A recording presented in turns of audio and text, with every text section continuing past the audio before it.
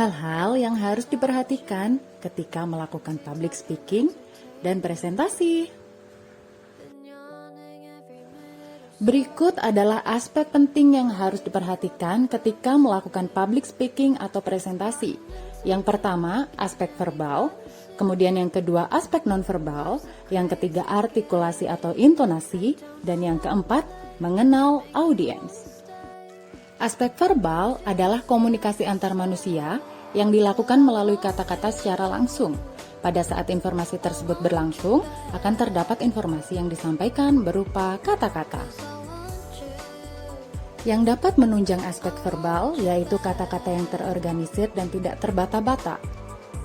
Kemudian, kalian juga bisa menggunakan catatan. Nah, isi dari catatan itu merupakan keyword atau poin-poin penting yang bisa mengingatkan apa saja pesan yang ingin kalian sampaikan kepada audiens sehingga public speaking atau presentasi kalian lancar.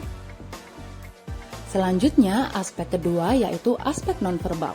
Aspek nonverbal ini berupa body language, ekspresi wajah, penampilan atau visual, dan segala pesan yang dapat disampaikan hanya dengan gerakan tanpa kata-kata. Kalian tahu nggak, visual merupakan hal terpenting yang harus diperhatikan ketika kalian melakukan public speaking atau presentasi. Jika kalian salah menempatkan diri, dapat membuat kalian jadi diremehkan, diabaikan ketika melakukan presentasi, bahkan audiens juga bisa tidak tertarik loh dengan topik yang akan kalian sampaikan. Kemudian aspek ketiga yaitu artikulasi atau intonasi yang merupakan kunci dari public speaking dan presentasi kalian. Nah, ini juga termasuk salah satu penentu dari sukses atau tidaknya public speaking kalian.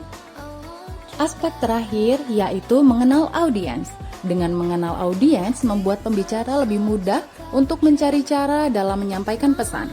Pahamilah dari kalangan mana audiens kalian, sehingga komunikasi yang dilakukan dapat berjalan dengan lancar.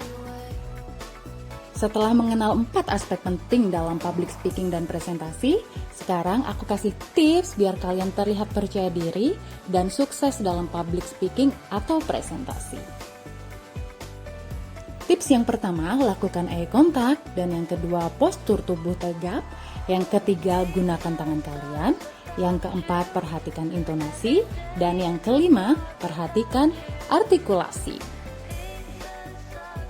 Membahas tips yang pertama, melakukan eye contact. Lakukanlah eye contact dengan audiens agar komunikasi yang terjalin menjadi dua arah dan kalian terlihat lebih percaya diri.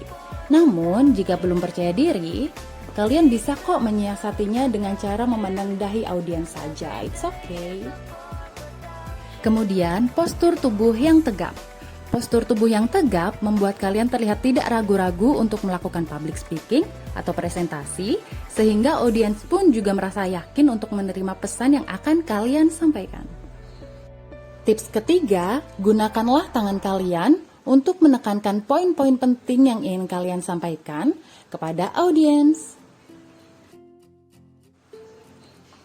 Lalu ada 2 tips terakhir, yaitu perhatikan intonasi dan artikulasi. Intonasi yang tepat dan sesuai dengan apa yang ingin kalian sampaikan membantu audiens mudah mengerti pesan apa yang ingin kalian sampaikan. Maksudnya itu kalian tidak berbicara seperti robot. Misalkan kalian ingin menggambarkan kalian gembira. Wah, saya gembira sekali. Kan tidak mungkin.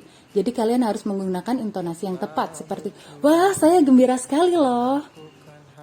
Selanjutnya, artikulasi. Gunakanlah artikulasi yang jelas dan tidak terbata-bata.